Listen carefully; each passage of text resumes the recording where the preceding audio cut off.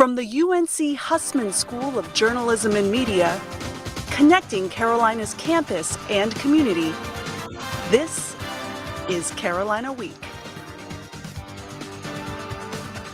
Good morning and welcome to Carolina Week. Thank you for joining us. I'm Claire Gall. And I'm Kirsten Clark. Let's get right to our top story. 2 suicides and 2 suicide attempts on campus in 5 weeks. Many students are now calling this a mental health crisis. Joining us live with the latest on how the university is handling this issue is reporter Sarah Gray-Barr. Sarah Gray? One criticism we're hearing a lot is the fact that the university has been practically silent on the issue of student suicides. According to the UNC police crime log, there was a suicide and a suicide attempt last month. And just this past weekend, a suicide at Hinton James Residence Hall and an attempt at Granville Towers South. Students have created memorials around campus for the victims as a way of remembrance, but also to acknowledge the fact that mental health is an issue that affects so many of us, especially college students. The chancellor addressed the issue for the first time on Sunday. In his statement, Guskowitz laid out a plan for improved mental health support. First, he canceled Tuesday classes to give students a day to rest and check in with their peers. Next, he announced the creation of a special support network at different locations around campus, where students, faculty, and staff can talk with mental health professionals. And he says the university will hold a mental health summit later this month, as well as a campaign called the Heals Care Network to promote mental health awareness. We talked to several students about their thoughts on this issue. I feel like the mental health day that they gave us is a cop-out. They made it seem like it was more of just, for World Mental Health Day or because it's a national issue rather than like an actual thing happening on our campus that has affected students here. So I feel like it was a cop-out and they could be doing a lot more. So I'm kind of frustrated with the university right now.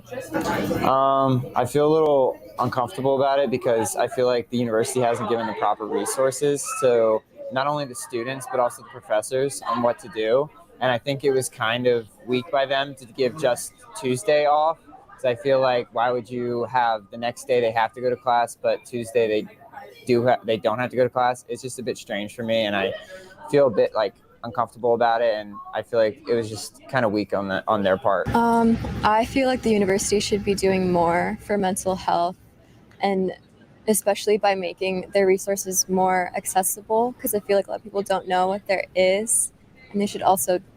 I feel like it was cheap. I feel like it was a cop-out and it was the smoothest thing for them, but it didn't take into consideration how we as students felt. Having to hear about 2 suicide incidences this weekend and still having to come to class on Monday is honestly traumatizing. We reached out to CAPS with some of the concerns students had about lack of accessibility. CAPS told us there is no wait list for students who reach out in crisis. There were also some student concerns that the CAPS budget had been cut. CAPS told us this is not true and that they are operating on a full budget. Reporting live from South Building, Sarah Gray-Barr, Carolina Week. Thank you, Sarah Gray. Some students are taking their concerns about mental health straight to the administration. Sophomore Savannah Worrell created an online petition demanding the university take action to support mental health at Carolina and to remain transparent about the tragedies that have occurred this semester. As of today, the petition has 2,100 signatures representing thousands of students who are asking for clarity from UNC and support in their mental health. I didn't see anybody else doing anything. And then I came to the conclusion, I'm just going to make it, see if it gets any traction, and maybe that'll start the conversation. I do feel like when something so publicly happens, that it's important for the university to immediately be like, hey, somebody's always here for you, instead of completely turning a blind eye to the situation. In addition to the petition, students have also planned a protest on Friday in front of Wilson Library. Parents of Carolina students will also be having a rally of their own on campus tomorrow at 11 to show their support for the mental health of their children on campus. The Carolina Indian Circle celebrated Indigenous Peoples Day on Monday. The members held signs and handed out tobacco prayer bundles to students on campus. Later that night, they had a celebration in the gift with food, dancing, and spoken word. The circle celebrates this day every year, but this year was special. Earlier in the day, Chancellor Kevin Guskiewicz formally recognized Indigenous Peoples Day on UNC's campus. This came after 2 years of petitions made by the club. President A.J. Briggs says it's a wish come true.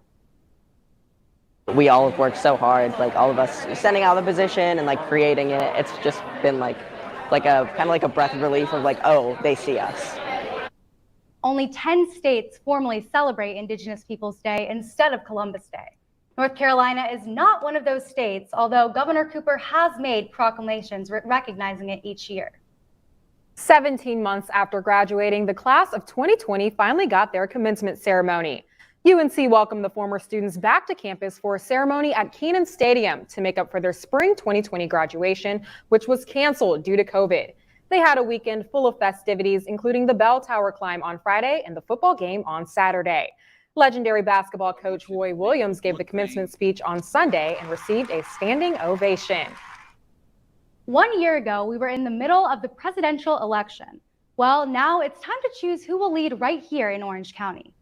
Early voting starts tomorrow, and students living in the town of Chapel Hill or Carborough can cast their votes. Town Council member Hong Bing-gu and second-year UNC Chapel Hill law student and legal assistant Zachary Boyce are the two opponents. They're challenging current Chapel Hill Mayor Pam Heminger on her bid for re-election. And in Carborough, one council member is running against a local business owner to replace the mayor, Lydia Lavelle, who is not seeking re-election. Early voting starts on November 2nd. If you use a bicycle to get around campus, you might want to hear this. Campus police are investigating a series of bike thefts in recent weeks occurring on North Campus and near the School of Dentistry. They report cable locks being cut from the bicycles. Police recommend using a U-lock to secure your bike when it's not in use. You can also register your bike on the UNC police website to help track it if it is stolen or lost. Only about 20% of American businesses are owned by women, and even fewer are owned by women of color. But one Carolina grad tapped into her entrepreneurial spirit to start a brand that aims to empower young women like herself, and I got a chance to talk to her. During her junior year at UNC Chapel Hill, Caitlin Kumi launched Miss Empower, a brand that promotes the self-confidence, inclusion, and empowerment of women of all shapes and shades, anywhere and everywhere. It's hard being a woman. We face so many challenges and obstacles, and I really wanted to provide a brand that provided the resources to really help women become the best versions of themselves. So Miss Empower does everything from giving women a platform where they can tell their stories, providing advice, and helping women find the strength to do anything. On their website, you can also purchase their signature product, waist beads. Waist beads originated in West Africa, including Ghana, where Kumi is from. All waist beads are handmade by women in Ghana. Traditionally, the beads symbolize womanhood and strength. Kumi says waist beads helped her when she was struggling with body insecurity. And so she wanted to share this with others while educating them at the same time. And I really, really love that aspect, because I think oftentimes we live in a world where, it's almost become that culture isn't meant to be shared. And where I'm from in Ghana, we really take pride in sharing cultures. Kumi says it was hard, but she learned how to be successful by talking to people who have had great success in business and by reading books and case studies. So many challenges being a young entrepreneur, being a woman of color. And I think the biggest obstacle I had to overcome wasn't actually financial. It was just the self-doubt. You can find Miss Empower on just about every social media platform, so go check them out. Kumi is also supporting other UNC students by providing internships. Right now, she has 14 interns in her growing company. Turning now to sports, we've had some big matchups this past week and even more heading into the weekend. Joining us with all the details is Carolina Week sports anchor Zach Engler. Zach? Big matchups is right, Kirsten. While UNC football disappointed the fans in Kenan Stadium last weekend, losing to FSU 35-25, the men's soccer team had no intention of following this trend. Coming off Friday's tough loss to Wake Forest, the Tar Heels earned their 7th shutout win of the season Tuesday night, defeating Wofford 1-0 and keeping that clean sheet. 20 minutes into the first half, Santiago Herrera whipped a ball into the box, and freshman forward Tega Ikoba powered it past the Wofford goalie Joshua Old, scoring the game's only goal and his 5th of the season. The Tar Heels took 22 shots, but ultimately could not buy a second goal. The Heels will be back in action Friday at 7 p.m. against Louisville. Tobacco Road will take to the water tonight in Corey Natatorium. Fresh off a huge victory against Queens University, the swimming and diving team will spring into action tonight at 6 against NC State. The triple distance meet will be the first time the two teams have matched up since last November, an event that the Wolfpack took handily. UNC will look to flip the script this time around and stay undefeated heading into its next meet on the 22nd. Women's head basketball coach Courtney Banghart named Eva Hodgson, Carly Littlefield, and Jalen Murray the 2021-22 team captains. This will be Hodgson's first season playing for the Tar Heels after transferring and sitting out last season. Hodgson scored 20 points per game as a sophomore at William & Mary, and Littlefield will also be suiting up for the Tar Heels for the first time this season after transferring from Princeton, where she averaged 13 points per game and earned all Ivy League honors. Murray played only 5 games last season, but recorded 28 blocks and 19 steals as a freshman. 2 players and the head coach of the Carolina men's basketball team headed to the ACC tip-off yesterday to answer questions from the media, and fans certainly liked what they heard. Head coach Hubert Davis knows how poor the Tar Heels defense has been in recent years, and his staff's main emphasis so far this preseason has been to increase on-ball pressure and close out those shooters at the three-point line. Coach Davis was joined by sophomore guard Caleb Love and junior forward Armando Baycott. And when asked about how the 3 transfer players were meshing with returning guys, both Love and Baycott couldn't speak highly enough of Brady Manick, Justin McCoy, and Dawson Garcia. Davis's new regime wants to achieve the same goals as former Carolina teams, just do it his own way. Of who Carolina is, I believe in it. You know, it's been tried, it's been tested, it's been proven successful, and I believe in what Coach Smith taught. I believe in what Coach Guthers taught. I believe in what Coach Williams, how he ran the program. It's something that, and I've said before, that I want to travel the same road. I'm just going to do it with my own personality and my own shoes. That's right, folks. It's time to get excited for another Carolina basketball season. But in the meantime, we turn now to women's golf. The women's golf team will host the Ruth Chris Tar Heel Invitational at UNC Finley Golf Course this weekend. The tournament will start on Thursday with a practice round and go all the way through till Sunday. Each day consists of 18 holes of stroke play. The UNC volleyball team is coming off 2 huge ACC wins this weekend against Virginia Tech and Boston College. UNC volleyball star Mabry Schaffmaster is the ACC Freshman of the Week. The outside hitter has started in all 17 matches this season and ranks 2nd on the team for both kills and overall points. She's had more than 200 kills so far this season and has scored 228 points for the Heels. The men's tennis team is visiting Music City this weekend to take part in the Commodore Invitational.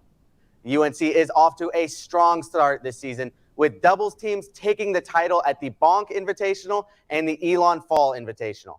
Carolina opened the season with 2 men ranked in the top 125 in singles and 1 team in the top 60 doubles pairings. The Commodore Invitational starts on Friday and runs until Sunday.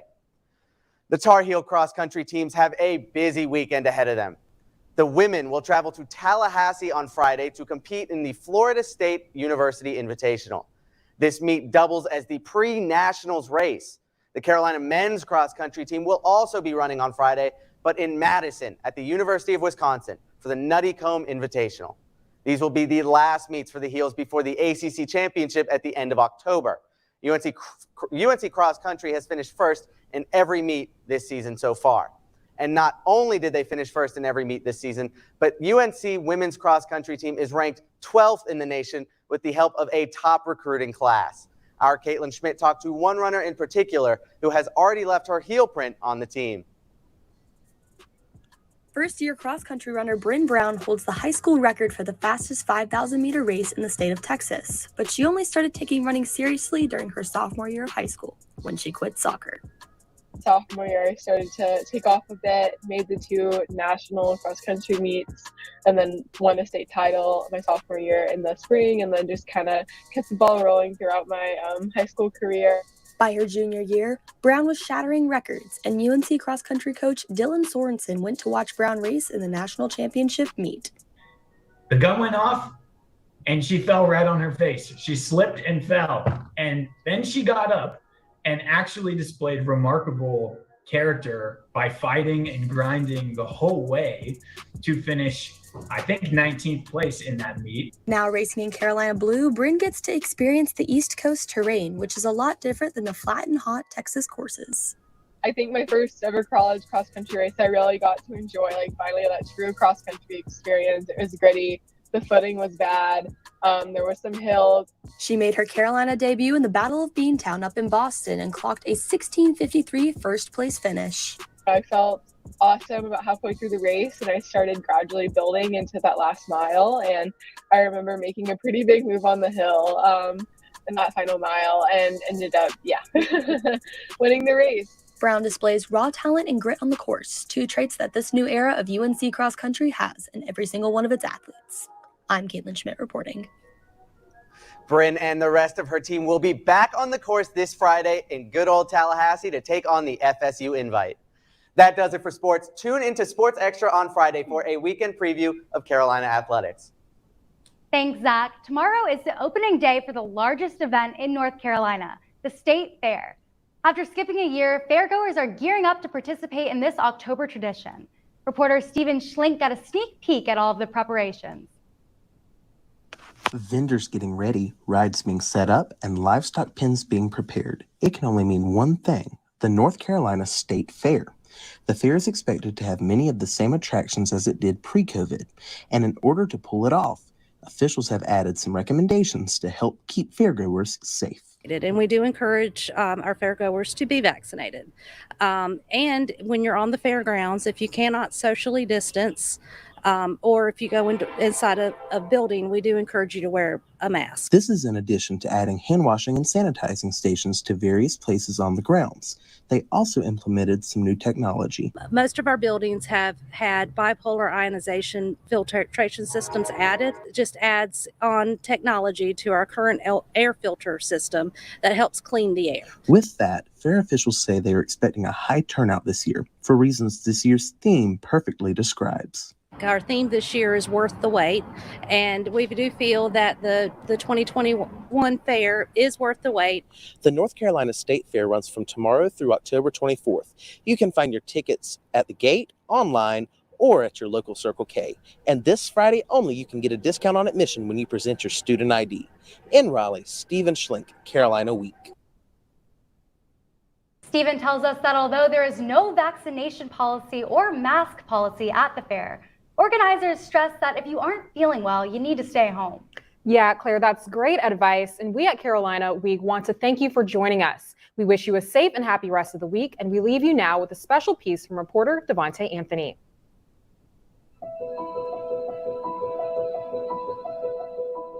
In case you needed a reminder, you are more than enough. You are fully known and loved. You are worthy.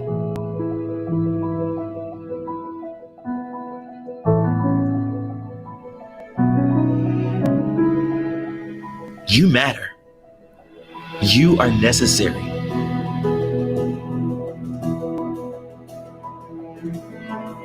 There is always someone who cares about you. Your community needs you. Your Carolina needs you. We need you. If you or someone you know is struggling emotionally, help is available 24/7. Call the Suicide Prevention Lifeline, 1-800-273